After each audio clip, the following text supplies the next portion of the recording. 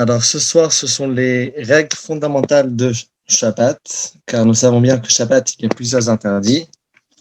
Il y a les interdits qui sont liés et qui sont basés bien sûr sur ce qui est interdit de faire suite aux travaux du Mishkan, les fameux 39 travaux. Car la Torah nous dit que le jour de Shabbat, il est interdit de travailler. Mais la question se pose, comment définir le travail? Qu'est-ce qui est un travail et qu'est-ce qui ne l'est pas?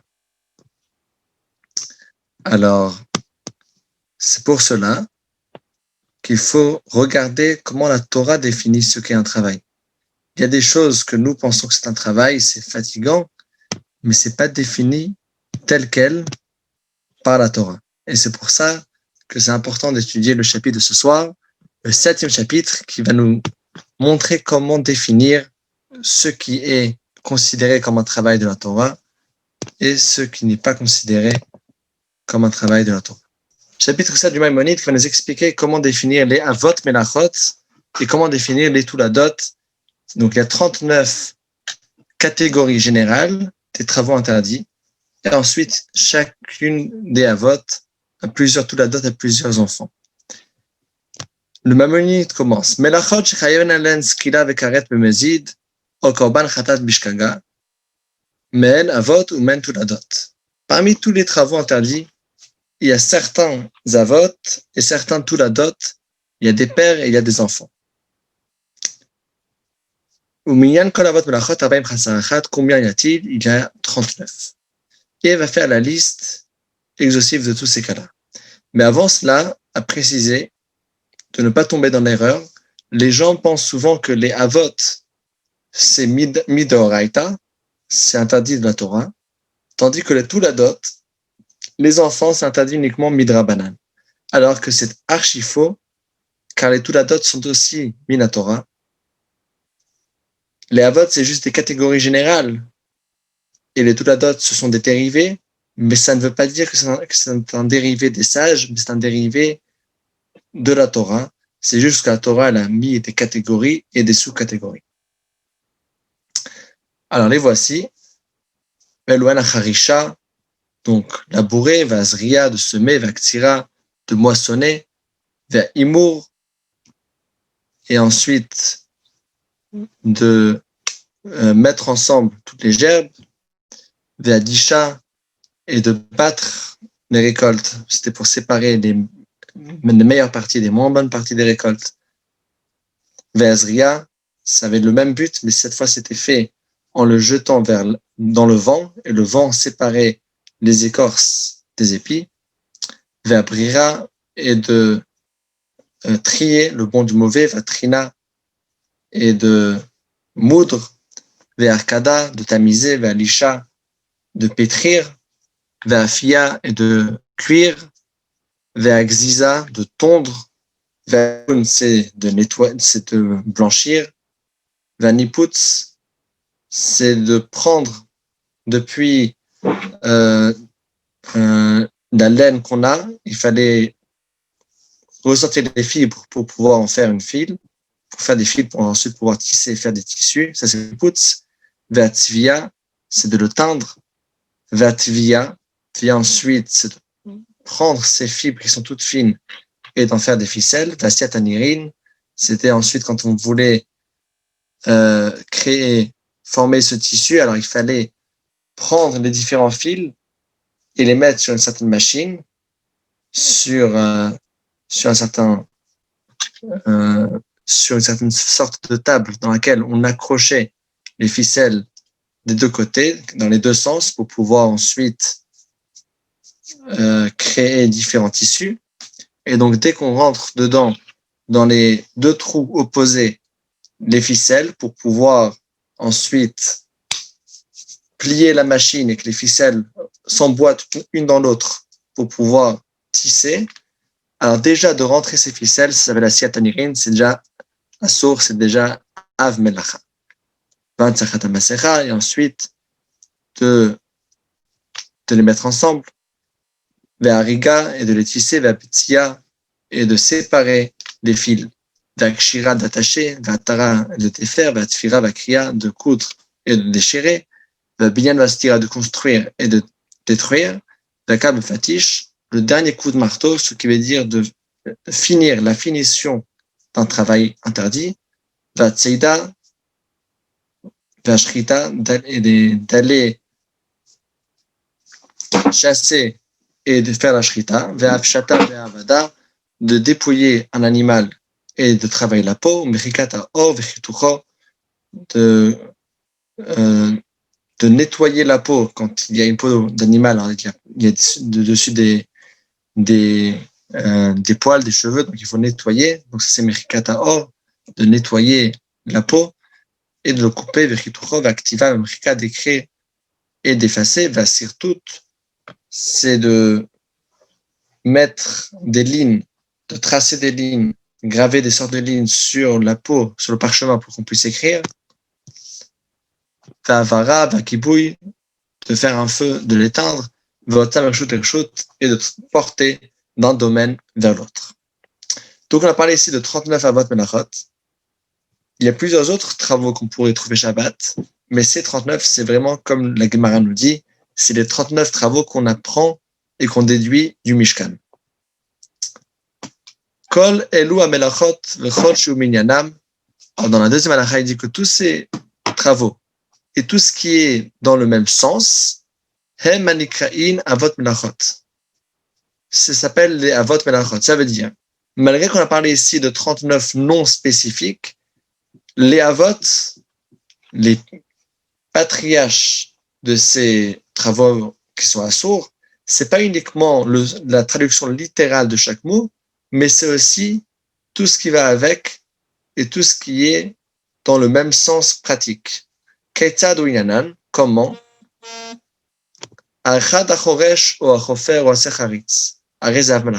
Une de ces trois choses.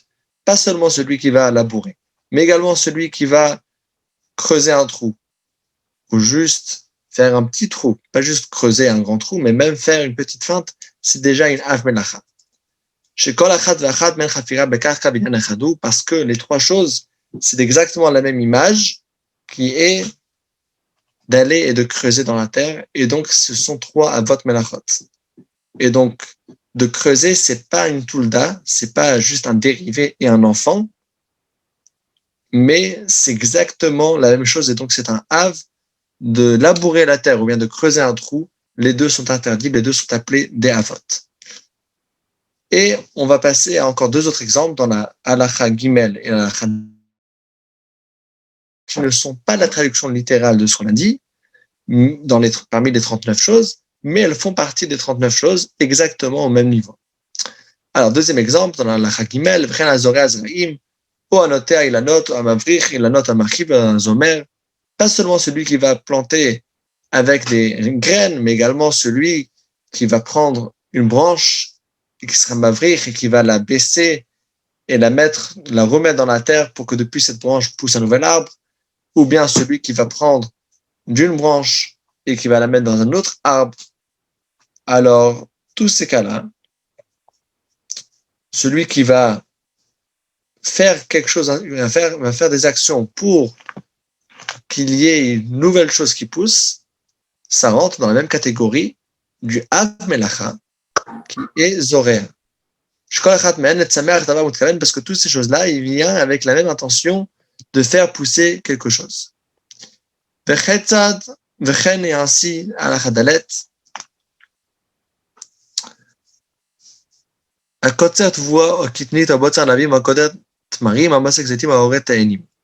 Celui qui va récolter de la tvoua, il va moissonner des grains.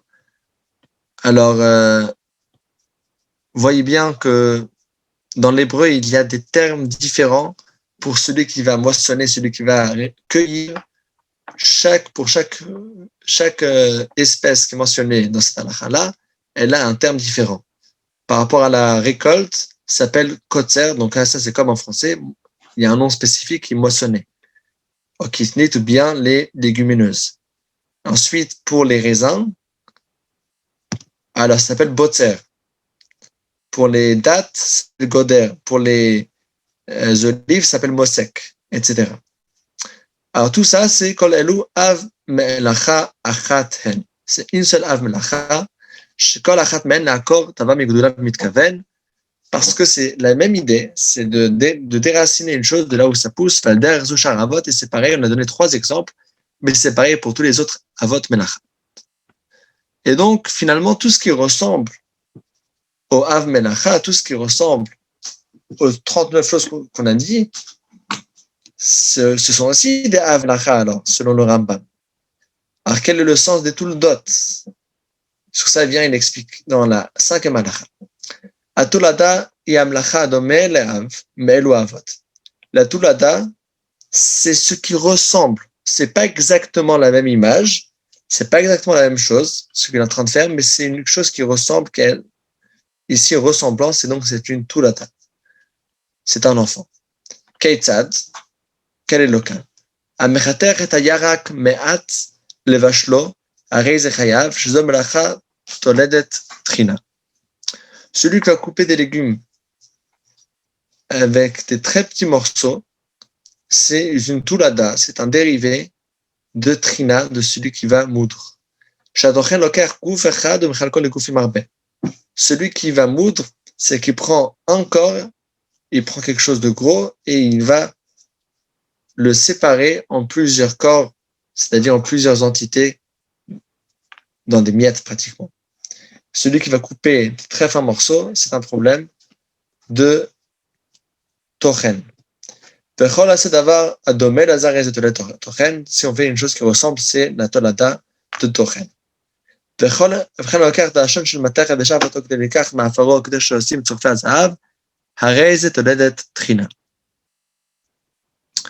Alors, celui qui va prendre un bloc de métal et qui va travailler avec, et là, il y a ici la poudre qui ressort, et il veut récupérer cette poudre. C'est aussi une tolada de trina. D'ailleurs, comme la trina, ce qu'on appelle trina, c'est aussi parce qu'on va moudre les différents ingrédients ensemble.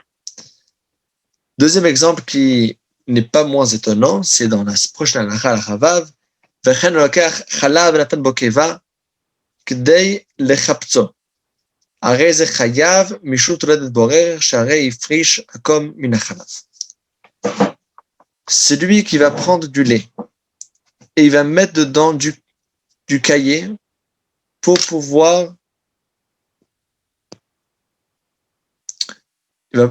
pouvoir en faire ensuite finalement il voudrait prendre ce lait, le transformer et le cailler. Alors, c'est un problème de borer. Il est en train de trier. Malgré que ça n'a pas la même image. Celui qui borer, celui qui va trier, c'est qu'il prend dans ses mains et il va sélectionner les bons parties et les mauvais parties et va faire le tri. Ici, il n'est pas en train de faire la même image. Il est en train de faire ça autrement, mais c'est le même sens. C'est exactement la même chose. C'est une personne qui va séparer le bien du mal, ce qu'il veut prendre des déchets qu'il ne veut pas récupérer dans le lait. Il y a différentes parties qu'il veut prendre, d'autres qu'il ne veut pas. Et donc, il fait ça avec du cahier. Donc, il fait ça de façon automatique, mais c'est interdit de mettre ce cahier Shabbat. S'il a constitué et qu'il a fait du fromage, il est chayav à cause de quel melacha? Faire du fromage, c'est bonnet. Quel rapport entre construire et faire du fromage?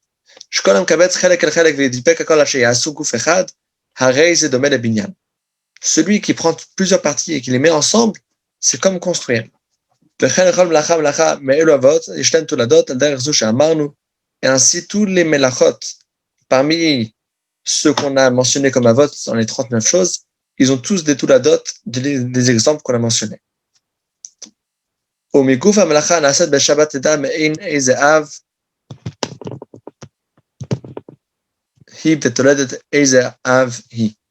En voyant la chose, tu peux comprendre, c'est un dérivé de quel melacha.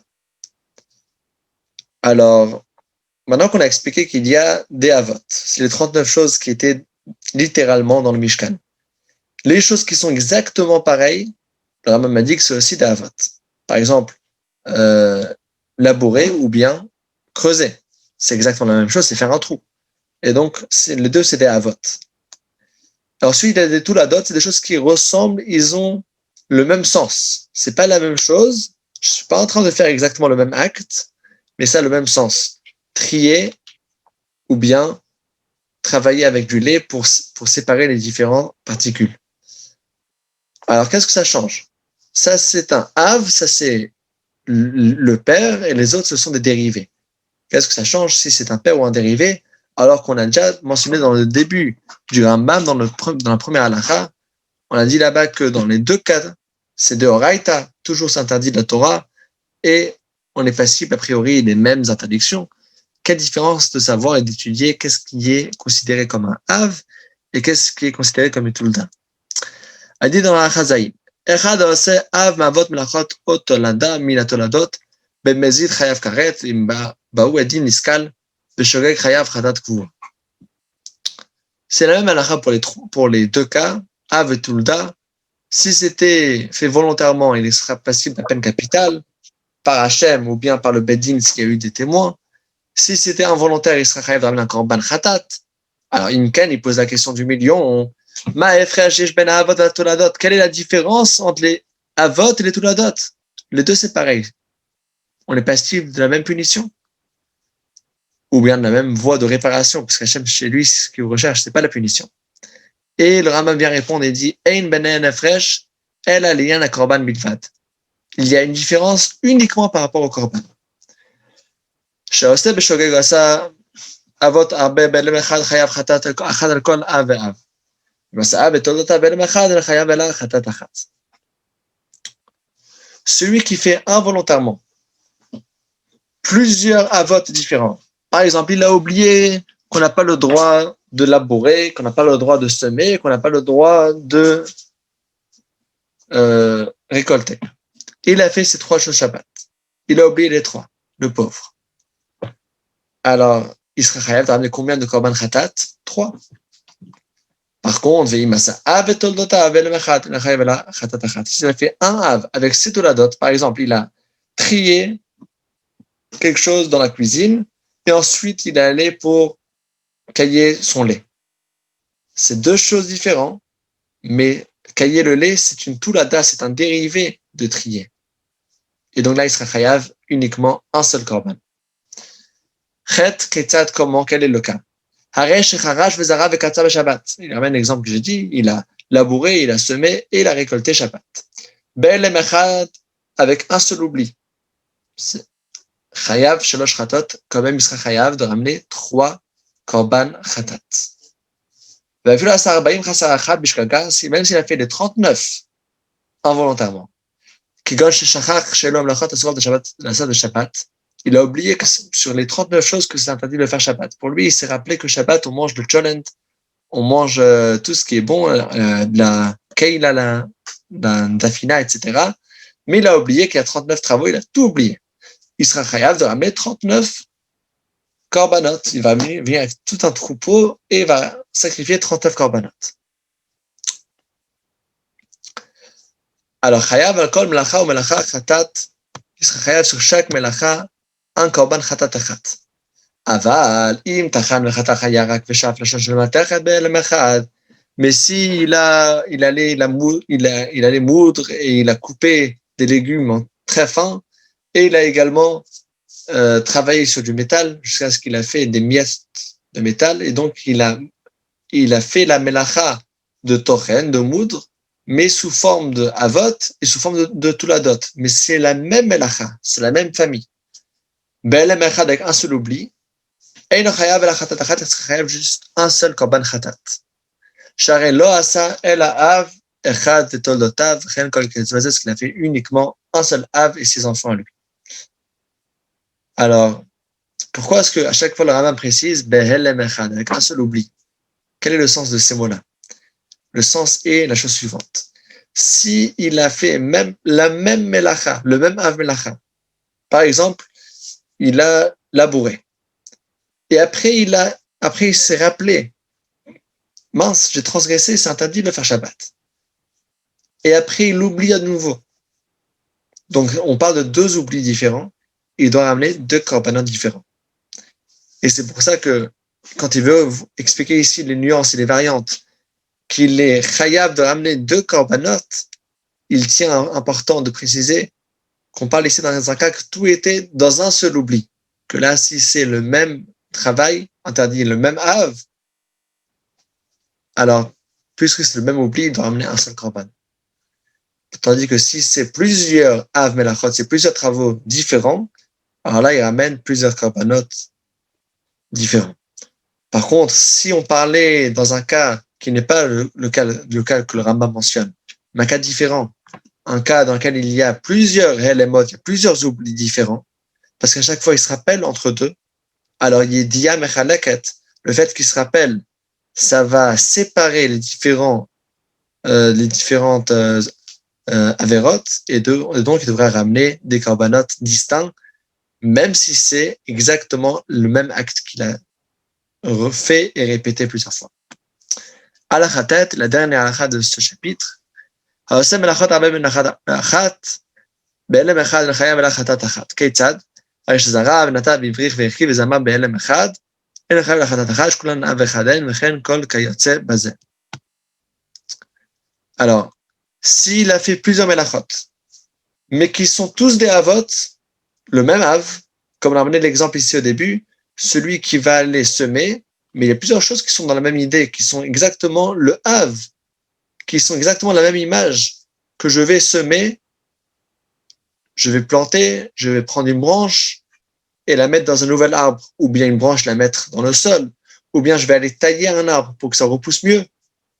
Tout ça, c'est faire pousser quelque chose, et donc tout ça aussi, c'est considéré comme un seul av, et donc on est chayav, un seul korban.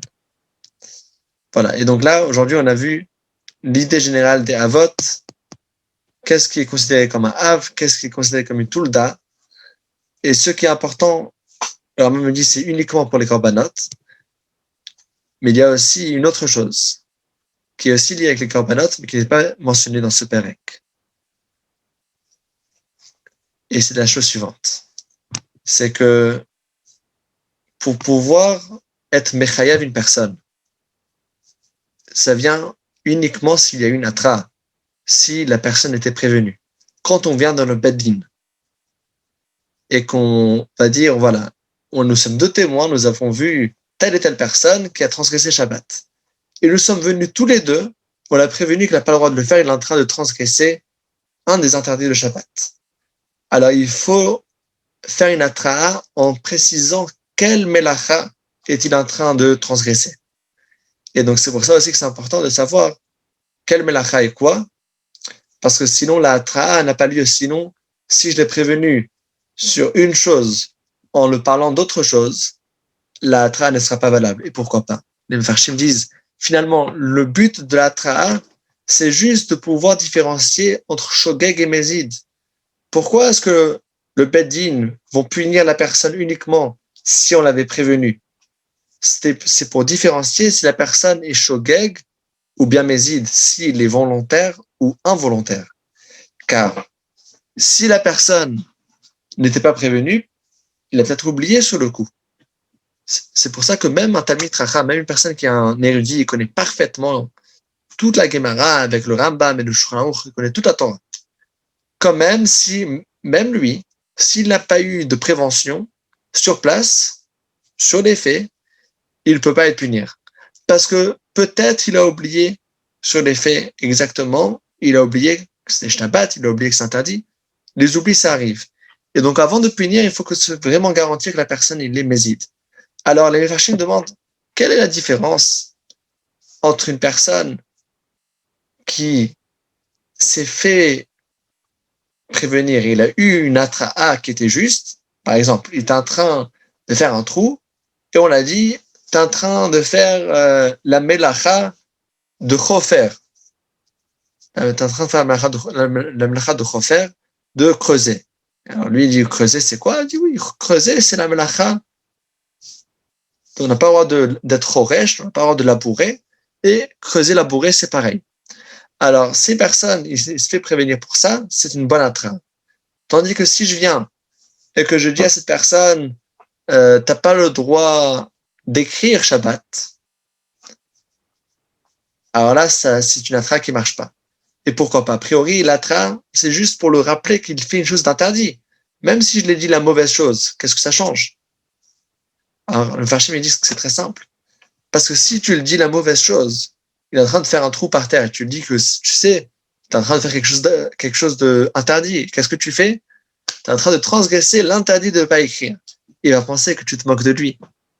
Pourquoi est-ce que tu parles d'écrire, pas écrire? Je suis en train de faire un trou par terre. Et c'est pour ça que l'importance de savoir qu'il y a 39 avotes différents et savoir qu'est-ce qui est quoi, c'est important. Premièrement, pour savoir combien de sacrifices de korban khatat est-ce qu'il faut amener. Si on a fait plusieurs choses dans un seul oubli, alors si c'est un seul ave ou bien un ave avec ses tuldot, c'est un seul korban. Ici, c'est deux avot différents, c'est deux korbanot, mais également pour la hatra'a, pour savoir comment prévenir la personne. Voilà. Très bien, shkoyach, chazak u'baruch, et Bezrat Hashem, on va se retrouver demain pour la suite du programme. Et si vous avez bien vu les annonces, alors il y a un programme de Torah Zoom qui est annoncé pour Genève et sa région, mais c'est sur Zoom et donc tout le monde peut rejoindre. C'est en plus du Rambam, mais c'est en relation avec le Rambam. Plus que dans le Rambam, on apprend maintenant les lois de Shabbat, et tout le monde veut découvrir encore plus par rapport au sujet de Shabbat, et que en plus parallèlement, il y a le confinement, et les gens ils ont un peu plus de temps sur le Zoom, et surtout qu'il faut se renforcer dans la Torah. Alors ça tombe bien, il y a Shabbat, il y a le Zoom, tout vient ensemble. Alors il y a le Torah Zoom, c'est un séminaire, une yeshiva pendant 5 semaines, chaque semaine avec un nouveau sujet. Alors demain soir à 20h, Bezrat Hashem, il y aura un shiur du Rav sur Shabbat, et il va expliquer le sens des Seudot Shabbat. Et ensuite, mercredi, il y aura un shiur Halacha Lemaaseh pour Achanot le Shabbat. Ça comprend RF Shabbat et comment se préparer pour Shabbat, préparer soi-même, préparer la maison, préparer les repas. Il y a dessus des Gemarot et des Halachot. Et ensuite, jeudi soir, à 21h30, il y aura un grand shiur sur la paracha. Et tous les cours de Rambam, ils restent indépendants à 21h, tous les soirs de la semaine. Et les cours de Torah Zoom seraient sur un Zoom à part, un Zoom séparé. Je vais envoyer des informations également sur le groupe de Connaître la Torah, comme ça même ceux qui n'habitent pas Genève et qui ne sont pas dans le groupe de Genève, qui puissent avoir les informations du séminaire Torah Zoom.